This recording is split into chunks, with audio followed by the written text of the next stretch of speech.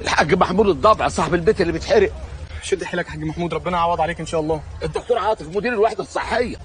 دكتور عاطف، اهلا اهلا وسهلا اهلا وسهلا. الحق يابا، عماد دخل يجيب الدم اللي تحت السرير وبقاله تلت ساعه لسه ما خرجش، انا خايف لا يكون جراله حاجه. بقاله تلت ساعه وما جاش. طب خش انت هات الدهب. انا قصدي مجانين ولا ايه؟ ما ينفعش حد يدخل يا حاج محمود، ممكن يتخنق. يا سيدي ما كلنا مخنوقين. لا انا مش بتكلم على خنقه الدنيا، بتكلم ان الغازات اللي بتطلع من الحريقه ممكن تموت حد. ما حد يستعجل مطاف يا جماعه. بس ايه؟ ما يقصدش يا حاج، اصله مش من نواحيدي. مطافي؟ انتوا كلمتوا المطافي؟ لا انا ما كلمتش حد، بس بتكلم بديهي ان في حريقه لازم يكون حد كلم المطافي. بديهي ايه؟ ده عندكم انتوا في الساحل الشمالي، انما عندنا هنا المطافي ما تجيش تطفي حريقه، حريقتنا احنا اولى بيها، احنا اللي نطفيها. ساحل شمالي ايه؟ انتوا بتهزروا صح؟